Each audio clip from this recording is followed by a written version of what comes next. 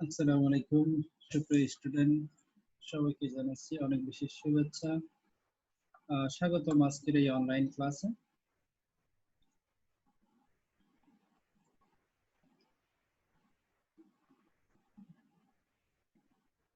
আজকে আমরা নতুন একটি বিষয় নিয়ে এসেছি তোমাদের সামনে, শিক্ষক পরিচিতি।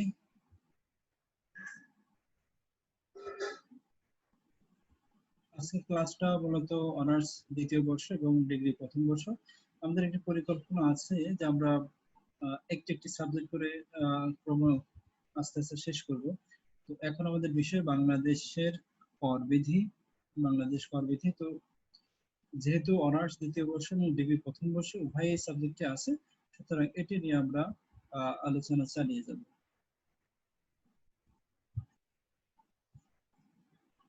আজকের আলোচনার বিষয় করবিধির সূচনা, ট্যাক্সেশন এন্ড ইন্ট্রোডাকশন।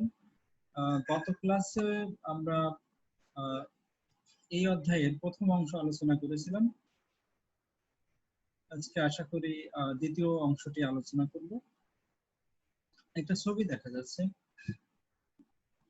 একটি হাত কিছু দিচ্ছে অনেকগুলো মানুষকে। এদিকে হাতের মধ্যে দেখা যাচ্ছে একটু অ্যারিস্টোক্রেটিক বা রিচ, আর এদিকে দেখা যাচ্ছে প্রান্তিক মানুষের এক গ্রুপ মানুষকে দেখা যাচ্ছে। সুতরাং আজকের বিষয় স্বাভাবিকভাবেই কর বা ট্যাক্স। কর শব্দটি মূলত এসেছে ল্যাটিন শব্দ ট্যাক্স থেকে। একটি আজ্ঞাধীন আর্থিক মূল্য কিংবা অন্য কোনো ধরনের আরোপ যা করদাতা আর উপর সরকার কর্তৃক আরোপিত হয়েছে সর্বসাধারণ বিভিন্ন ব্যয় তহবিলের গঠনের জন্য। আমরা ছবিটিতে দেখেছি যে একজন ধনী ব্যক্তি একটা কিছু দিচ্ছেন প্রান্তিক মানুষকে। সরকার এখানে মধ্যবর্তী হিসাবে ট্যাক্সের মাধ্যমে আসলে ধনীর কাছ থেকে অর্থ নিয়ে গরিবকে প্রদান করবে। এটি মূলত এই ছবিটির মূল উদ্দেশ্য, যে জন্য এনেছি। কোনো ব্যক্তি বা প্রতিষ্ঠান বা কোনো লেনদেন হতে সরকার বাধ্যতামূলক যে অর্থ আদায় করে তাকে বলা হয় কর বা ট্যাক্স। এটি যে কোনো দেশের আইনে কম্পালসারি বা বাধ্যতামূলক। অর্থাৎ সরকার, এর আগের ক্লাসে আমরা দেখেছি যে সরকার তার ব্যয় মেটানোর জন্য, এবং ব্যয়ের মূল উদ্দেশ্য থাকে জনকল্যাণ, মানুষের আর্থিক নিরাপত্তা বিধান করা এবং অন্যান্য নিরাপত্তার বিষয়টি সরকারের মাথায় থাকে। তো সেই ক্ষেত্রে সরকার বিভিন্ন ব্যক্তি এবং প্রতিষ্ঠানের কাছ থেকে অর্থগুলো আদায় করে, এবং যাদের ইনকাম একটি ন্যূনতম পর্যায়ে পৌঁছায়।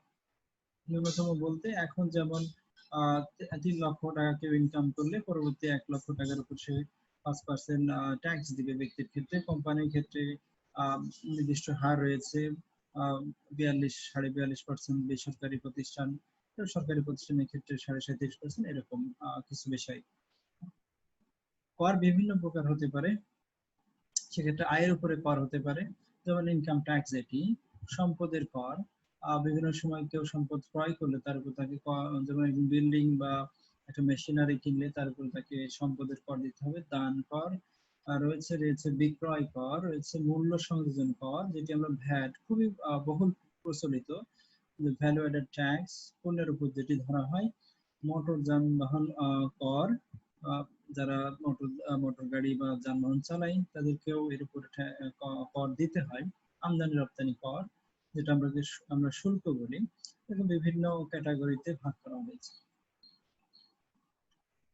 এখন আসি আমাদের সাংবিধানিক যে বিষয়, সংবিধানের আলোকে যদি আমরা ট্যাক্সের বিষয়টা একটু বর্ণনা করতে চাই, বাংলাদেশ সংবিধানের 152-1 অনুচ্ছেদের ব্যাখ্যা অনুসারে কর আরোপ বলতে সাধারণ, স্থায়ী বা বিশেষ যে কোনো কর, অভিকর, শুল্ক বা প্রবেশ করের আরোপ বোঝায়। অভিকরটা স্থানীয় সরকার কর্তৃক আরোপিত, শুল্ক ধার্য করা হয় দ্রব্য বা সেবার উপরে, এবং প্রবেশ কর কোনো দেশের অভ্যন্তরে প্রবেশের জন্য প্রদেয় কর। অর্থাৎ সংবিধানের 152-1 অনুচ্ছেদে এসে করের যে সংজ্ঞাটি, অর্থাৎ কেন্দ্রীয় সরকার কিভাবে কর নেবে, স্থানীয় সরকারের ক্ষেত্রে কোনগুলো হবে, এবং বাইরের পণ্য যদি দেশের মধ্যে আসে সেক্ষেত্রেও একটা বর্ণনা দেওয়া আছে। এছাড়াও সংবিধানের 83 অনুচ্ছেদে সংসদের কোনো আইনের সাহায্যে বা কর্তৃত্ব ব্যতীত কোনো কর আরোপ বা সংগ্রহ করা যাবে না। আমাদের ইনকাম ট্যাক্স অর্ডিন্যান্স 1984 যেমন আছে, তেমনি প্রতি বছরই ফাইন্যান্স অ্যাক্ট নামে একটি অ্যাক্ট পাস করা হয়, এবং সেক্ষেত্রে অবশ্যই রাষ্ট্রপতির সুপারিশ লাগবে কোনো ট্যাক্স আরোপ করার জন্য, কোনোটা নিয়ন্ত্রণ করার জন্য, কোনোটা রদ বদল করার জন্য, মৌকুব বা রহিত করার ক্ষেত্রে। তবে এটি অবশ্যই রাষ্ট্রপতির সুপারিশ থাকতে হবে। করের বৈশিষ্ট্যগুলো আসলে কি কি, এটা আমরা যদি দেখি তাহলে একটা হচ্ছে রাজস্বের উৎস।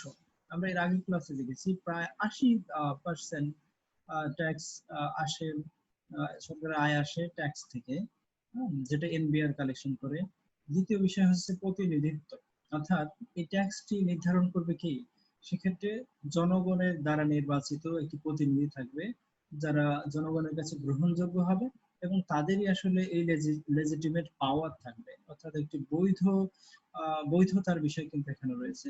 তৃতীয় হচ্ছে অর্থদণ্ড নয়, ট্যাক্স কোনো অর্থদণ্ড নয়, কারণ ট্যাক্সটি কোনো জরিমানা বা এই ধরনের দেওয়ানি বা ফৌজদারি কোনো অপরাধের কারণে কিন্তু এটি নেওয়া হয় না, বরং নেওয়া হয় একটা নির্দিষ্ট পরিমাণ কেউ আয় করলে জনস্বার্থে জনগণের জন্য এটি তাকে বাধ্যতামূলকভাবে দিতে হবে। চতুর্থ বিষয় হচ্ছে বাধ্যতামূলক প্রদেয়। এক্ষেত্রে এটা একটি বাধ্যতামূলক, যেহেতু আইন দ্বারা স্বতঃসিদ্ধ, ইনকাম ট্যাক্স অর্ডিন্যান্স বলি বা সাংবিধানিক একটি ভিত্তি রয়েছে, কারণ এটির মূল যে উদ্দেশ্য অর্থাৎ জনকল্যাণ, এবং জনকল্যাণের জন্য সরকারের অর্থ প্রয়োজন, এবং সেই অর্থ গুলো আসবে জনগণের কাছ থেকেই, যারা ধনী শ্রেণী বা যাদের এইসব ক্ষমতা আছে। আর কেন দিবে বাধ্যতামূলক, কারণ যেহেতু তারা এই ক্ষমতাটি সরকারকে দিয়েছে, সেক্ষেত্রে কিন্তু এই যে রিপ্রেজেন্টেটিভ বা প্রতিনিধিত্ব করার যে বৈধতা দিল, এই কারণে এই সরকারের এই অধিকারটি তাদের উপরে জন্মে।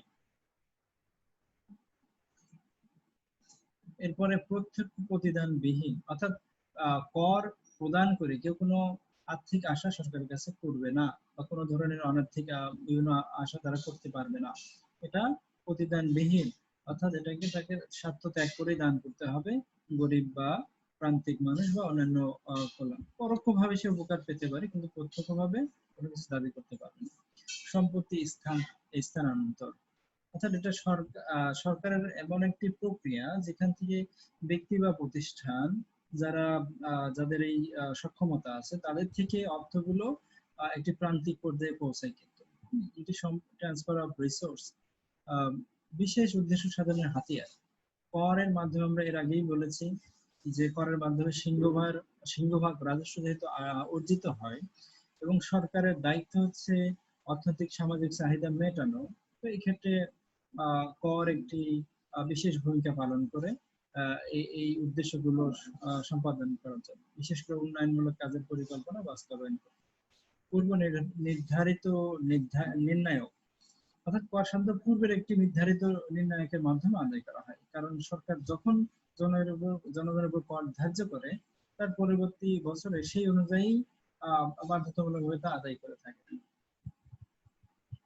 রাজস্ব নীতির আওতা, তো এক্ষেত্রে আমরা দেখি যে রাজস্ব নীতির মধ্যে একটি অংশ হচ্ছে প্রত্যক্ষ কর। প্রত্যক্ষ কর বলতে যার ইনকাম আছে তার উপরেই ধরা হবে, ট্যাক্সটা ধরা হবে, এবং সে এই ট্যাক্সটা আর কারোর উপরে শিফট করতে পারবে না, তাকেই দিতে হবে। এটা আয়কর, ইনকামের উপরে যার ইনকাম সেই শুধু দেবে। দান কর, যে যার দান করার সামর্থ্য আছে সে। ভূমি উন্নয়ন কর, যার ভূমি সেই কর দেবে। নন জুডিশিয়াল স্ট্যাম্প, নিবন্ধন, এগুলো। দ্বিতীয় বিষয় হচ্ছে পরোক্ষ কর। এক্ষেত্রে বহিঃশুল্ক, মূসক, যে ট্যাক্সটি, যেমন ভ্যালুয়ারের ট্যাক্স, আমদানিকারক আমদানি করে এমন করে গভর্নমেন্টকে দেয়, কিন্তু যখন সে উৎপাদকের কাছে বিক্রি করে, ট্যাক্স বা ভ্যাটটা যোগ করে বিক্রি করে, অর্থাৎ এই ক্ষেত্রে সে কিন্তু তার উপরে আরোপিত করটি উৎপাদকের উপরে কিন্তু শিফট করে দিচ্ছে। এইভাবে পরোক্ষ করের বিষয়টি আসে। এছাড়াও বিদেশ ভ্রমণ কর, বিদ্যুৎ শুল্ক কর, বিদেশে ভ্রমণ, যেমন কর্মচারীরা বাইরে গেলে সেই করটি প্রতিষ্ঠানের উপরে তারা শিফট করে দিতে পারে, সেটা একটা বিষয়। Revenue collection train of last 5 years, আমরা যদি দেখি যে গত 5 বছরে এই যে প্রত্যক্ষ এবং পরোক্ষের যে রেশিওটি সেটি কত, মোটামুটি দেখা যায় যে 35 এবং 65, অর্থাৎ ইনডিরেক্ট ট্যাক্স এটি প্রায় 65%, এবং ইনকাম ট্যাক্স সেটি প্রায় 35% এর কাছাকাছি, প্লাস মাইনাস কিছু কম বেশি হয়। উন্নত দেশে আমরা তার এর উল্টাটা দেখি, অর্থাৎ সেখানে ডিরেক্ট ট্যাক্সটা বেশি, ইনডিরেক্ট ট্যাক্সটা কম। কিন্তু উন্নয়নশীল দেশের ক্ষেত্রে এই সচেতনতাটা এখনো গ্রোন আপ করে নাই, সেজন্য ইনডিরেক্ট ট্যাক্সের মাত্রাটি বেশি ডিরেক্ট ট্যাক্স দিচ্ছে, যেটি আসলে অনেকগুলো যে মূলনীতি আছে ট্যাক্স আদায়ের সেটা সেখানে আঘাত করে। কারণ আপনি ধনী থেকে গরিবদের দিবেন, কিন্তু পরোক্ষ কর থাকলে সেক্ষেত্রে ধনীদের উপরে প্রেশার মানে ধনীরা ট্যাক্স দিবে, কিন্তু ইনডিরেক্ট হওয়ার কারণে সেটা শিফট করে গরিবের উপরেও দিতে পারে। যেমন পণ্যের উপরে যে ট্যাক্স সেটা কিন্তু তারা শিফট করতে পারে। আর এদিকে ভ্যাট, এটা একটি বড় অংশ, প্রায় 36.7%, 36.07%, এবং 1991 সালের পরে এই ভ্যাটের অংশটি আস্তে আস্তে বাড়ছে। সরকারি এর বাইরেও সরকার রাজস্ব কিছু আয় আছে, কর বহির্ভূত আয় বলে, যেমন ফি বা মাসুল। বিভিন্ন ধরনের সরকারি প্রতিষ্ঠানে তারা যে সেবাটি দেয় তার মাধ্যমে যে ফিটি আদায় করে, মাসুল আদায় করতে পারে, অর্থাৎ বিভিন্ন ধরনের শাস্তিমূলক ব্যবস্থার কারণে কারো লাইসেন্স যদি তামাদি হয়ে যায়, সেক্ষেত্রে তাকে যদি যেহেতু আইন ভঙ্গ করেছে তাকে এই ক্ষেত্রে পেনাল্টি দিতে হতে পারে। এবারের বাজেটে আমরা যদি দেখি সরকারের যে আয় করার যে উৎসগুলো, সেক্ষেত্রে আমরা দেখছি জাতীয় রাজস্ব বোর্ডকে দায়িত্ব দেওয়া হয়েছে প্রায় 3,30,000 কোটি টাকা আয় করার জন্য, যেটি প্রায় 60%। এর মধ্যে মূল্য সংযোজন কর প্রায় 37.9%, আমদানি শুল্ক 11.5%, আয়কর 31.5%, সম্পূরক শুল্ক 17.5%, অন্যান্য। এর বাইরে জাতীয় রাজস্ব বোর্ড বহির্ভূত 2.6%, কর ব্যতীত অন্যান্য 5.8%, অভ্যন্তরীণ যে ঋণ সরকার নেবে প্রায় 19.4%, বৈদেশিক ঋণ 13.4%, আর বৈদেশিক অনুদান 0.7%। প্রস্তাবিত বাজেটে দেখা যায় ব্যয়ের 4/3 অর্থই সরকার আয় করতে চায়, এটি একটি ভালো দিক। প্রধান আয় খাত হিসেবে রাজস্ব ধরা হয়েছে প্রায় 3,78,000। এখানে ট্যাক্স এবং নন ট্যাক্স দুটো বিষয় আসছে। রাজস্ব বোর্ড 3,30,000, আর বাকিটা কর ব্যতীত আয় ধরা হয়েছে 33,000 কোটি টাকা। এর বাইরে কর আদায়ের লক্ষ্যমাত্রা রয়েছে 15,000 কোটি টাকা। 2020-21 অর্থ বছরের ঘাটতি প্রায় 1,90,000 কোটি টাকা, যা জিডিপি 6.6%। চলতি অর্থ বছরের চেয়ে সেটি প্রায় 35,930 কোটি টাকা বেশি। এটি স্বাভাবিক, সরকারের প্রতিটি কার্যক্রম বাড়ার কারণে এরকম ঘাটতি বাজেটে থাকে। সারা বিশ্বে ঘাটতি বাজেটের প্রচলন রয়েছে। Tax revenue as per GDP, tax এর জিডিপি রেশিও কত? সেক্ষেত্রে আমরা দেখছি এটি ক্রমান্বয়ে বাড়ছে, কিন্তু বেশ 8.5, 15 সালে, 16 সালে 8.7, 17 সালে 9.1, 18 সালে দেখা যাচ্ছে, এবং 19 সালে এসে 12.2। অর্থাৎ ট্যাক্স জিডিপি রেশিওটা বাড়ছে, কিন্তু আমরা যদি অন্যান্য দেশের সাথে তুলনা করি তাহলে দেখবো যে যেমন ভুটানের 2009 সালেই 17.8% ছিল, ইন্ডিয়ার 17.2, নেপাল 12.6, পাকিস্তান 10.2, শ্রীলঙ্কা 13.3। অর্থাৎ এক্ষেত্রে দেখা গেছে এশিয়ার অন্যান্য দেশ ট্যাক্স আদায়ে আমাদের থেকে অগ্রগামী, কিন্তু সেক্ষেত্রে আমাদের দেশে আমরা পিছিয়ে আছি। এটি বাড়লে সরকারের কর্মপরিধি বাড়বে, জনকল্যাণমূলক কাজগুলো বাড়ানো সম্ভব হয়। এর বাইরে আমরা বিশ্বের দিকে যদি তাকাই, উন্নত দেশগুলোতে ট্যাক্স টু জিডিপি এটা রেশিও প্রায় 34.2%, জাপানে 30.6, কোরিয়ায় সেটা 26.9। আমরা এশিয়ার দেশগুলো দেখলাম, অন্যান্য দেশগুলো সর্বনিম্ন 11.5 2017 সালের হিসাব অনুযায়ী। সেক্ষেত্রে 2017 সালে আমরা বাংলাদেশে দেখছি মাত্র 9.1। তো বিশ্বের বিচারেও আমরা জিডিপি, ট্যাক্স টু জিডিপি যে রেশিও সেটি কিন্তু বেশ তুলনামূলকভাবে কম, মানে এক্ষেত্রে আমাদের সুযোগ আছে আরো আয় বাড়ানোর এবং সামনে আরো উন্নত কাজগুলো করার জন্য। করের ভূমিকা কি আসলে কি? বাঞ্ছিত পরিমাণে আয়কর আহরণ সরকার রাজস্ব তহবিলের স্ফীতির জন্য নয়। আসলে সরকারের তহবিলে অনেক টাকা থাকবে, অনেক কিছু থাকবে, এটা নয়। মূল বিষয় হচ্ছে যে সম্পদের বন্টন ব্যবস্থা সুষমকরণ, অর্থাৎ এই ব্যয়টি ধনী গরিবের মধ্যে যাতে কোনো বৈষম্য সৃষ্টি না হয় সেই দিকে লক্ষ্য রাখা। আরেকটি বিষয় হচ্ছে সামাজিক সুবিচার সুনিশ্চিত করা, অর্থাৎ সমাজে বঞ্চিত প্রান্তিক যেসব মানুষগুলো রয়েছে, বিধবা বা যারা প্রতিবন্ধী, এছাড়া বেকার, বিভিন্ন গোষ্ঠী যারা রয়েছে, এদের প্রতি যে আর্থিক যে নিরাপত্তার মাধ্যমে সামাজিক সুবিচার সুনিশ্চিতকরণ, এটা একটি বড় বিষয়। সমাজ এবং অঞ্চলগত বৈষম্য উন্নয়ন বৈষম্য হ্রাস। সরকারের একটি অন্যতম দায়িত্বই হচ্ছে সুষম উন্নয়ন ঘটানো, অর্থাৎ ঢাকার সাথে যাতে আপনি রাজশাহীর উন্নয়নের ব্যবধান এমন না হয় ফলে এক ধরনের দৃষ্টিকটু লাগে। সেক্ষেত্রে দুটির মধ্যে ভারসাম্য রাখাটা খুবই গুরুত্বপূর্ণ। দেশকে স্বয়ংসম্পূর্ণ গৌরবে গড়তে এবং পরনির্ভরশীলতার নিকট থেকে বের করে আনতে, এটিও করার অন্যতম একটি উদ্দেশ্য যে আমরা স্বয়ংসম্পূর্ণ হতে চাই, অন্যের উপর নির্ভরশীল না হয়ে আগাতে চাই। তো সেই ক্ষেত্রে আমাদের দেশের মধ্যে আয়টা বাড়াতে হবে এবং সেটা করের মাধ্যমেই। এটা আমরা অন্যান্য দেশের সাথে তুলনা করে দেখেছি যে আমাদের করের সাথে জিডিপির যে রেশিও সেটা কিন্তু অনেক কম। তো সেক্ষেত্রে আয় উপার্জনের পরিবেশ সৃজন তথা অবকাঠামো নির্মাণের বিষয়টি খুবই গুরুত্বপূর্ণ। এনবিআর আছে, তাদেরকে তাদের আয় আয় আয় বাড়ানোর যে অবকাঠামো সেটা আধুনিকায়ন এবং আরো বেশি শক্তিশালী করা, এটা খুবই গুরুত্বপূর্ণ বিষয়। পরবর্তীতে আমরা এ নিয়ে আরো আলোচনা করব এনবিআর এর বিষয়ে। এখন বাস্তব বাস্তবতা যেটি হচ্ছে যে আমাদের দেশে এই যে বৈষম্যটি সেটা কিন্তু আস্তে আস্তে বাড়ছে এবং 2016 সালে 0.482, মানে যদি এটি 1 হয় তাহলে বৈষম্যটি অনেক বেশি, একের থেকে যত কম হয় বৈষম্য তত কম।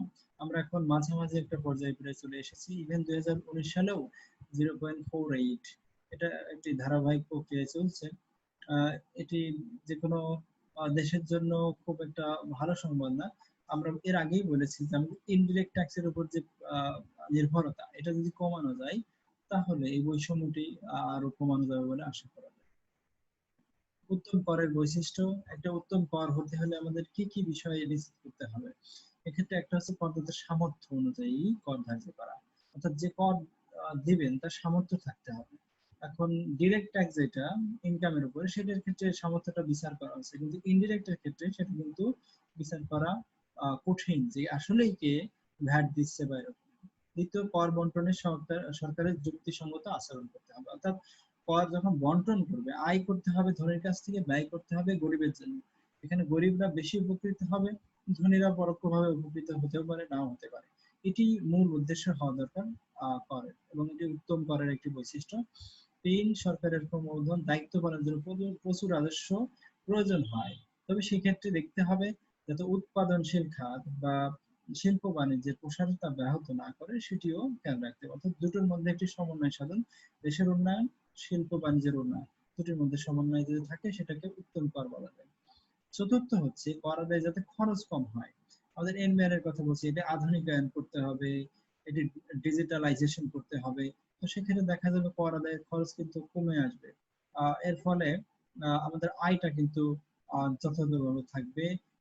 আমরা জানি যে 3,000 টাকা ট্যাক্স দিতে গিয়ে অনেক সময় যে ট্যাক্স দেন তার অনেক বেশি খরচ হয়ে যায়, উকিলের দ্বারস্থ হতে গিয়ে, বিভিন্ন কাগজপাতি, ব্যাংকে, পরিবহন খরচ এবং একটা মানসিক চাপ। এইগুলো যদি কমানো যায়, আধুনিকায়ন করা যায়, ঘরে বসে কেউ ট্যাক্স দিতে পারে, তাহলে সেটি একটি উত্তম কর ব্যবস্থা হিসেবে গণ্য হবে।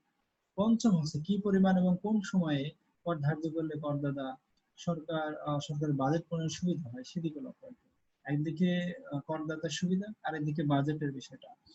আমরা জানি যে জুন জুলাই আমাদের ফিসক্যাল ইয়ার, এবং জুলাইয়ের আগে সরকার বাজেট প্রণয়ন করে। তো সেক্ষেত্রে এই সময় এসে করদাতার কি সুবিধা অসুবিধা সেটা যদি দেখা যায়, যে সেই সময় এসেই করদাতা সুবিধা মূলক ভাবে দিতে পারে, তাহলে সেটি একটি উত্তম কর। একই পরিমাণ কর বিভিন্ন পদ্ধতিতে আদায় করা যেতে পারে। কিছু পদ্ধতি এর ফলে করদাতার কর প্রদানে অনেক অসুবিধা হয়।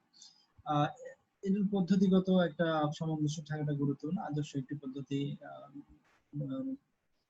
গ্রহণ করা উচিত। উত্তম কর ব্যবস্থায় এই প্রত্যক্ষ এবং পরোক্ষ উভয় প্রকার কর থাকা বাঞ্ছনীয়। তবে সেক্ষেত্রে প্রত্যক্ষের বিষয়টা আমাদের গুরুত্ব দিতে হবে, কারণ পরোক্ষ হলে কে ট্যাক্স দিচ্ছে এই বিষয়টা নির্ধারণ করা খুব কঠিন। একটি মাত্র কর বা অসংখ্য কর নয়, একটি সীমিত পরিমাণ করের বিষয় থাকবে। এখানে ভ্যাট, ইনকাম ট্যাক্স, শুল্ক, এই কতগুলো বিষয়। পরে যদি আমরা ভ্যাটের সংখ্যা আরো বাড়ে তাহলে এটার প্রভাব বিভিন্ন জায়গায় পড়বে।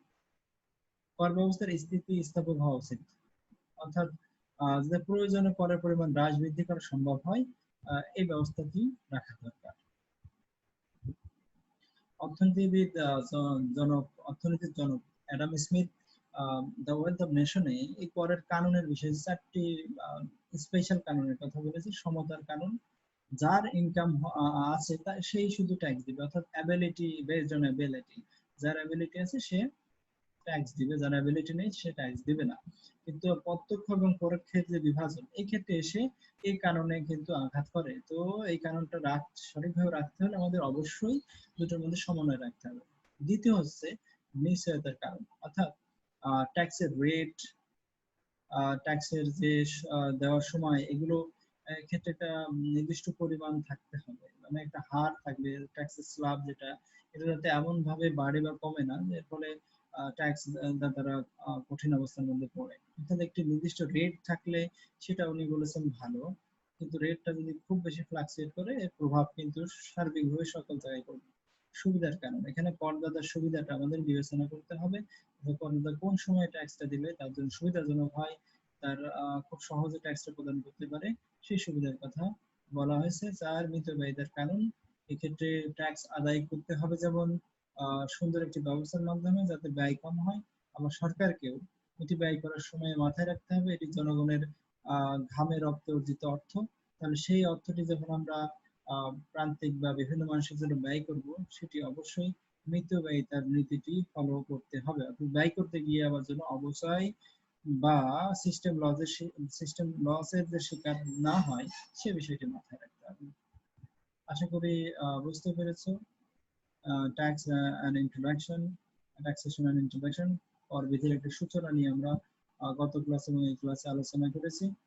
সামনের ক্লাসে আমরা নতুন করে আরো আলোচনা করবো ইনশাআল্লাহ। যারা এই পর্যন্ত বুঝতে অসুবিধা হয়েছে তারা অবশ্যই কমেন্টের বক্সে প্রশ্নের মাধ্যমে জানিয়ে দিবে। আশা করি সামনে আমরা আবার নতুন ক্লাস নিয়ে আসবো। সেই পর্যন্ত সবাইকে অনেক বেশি ধন্যবাদ। আসসালামু আলাইকুম।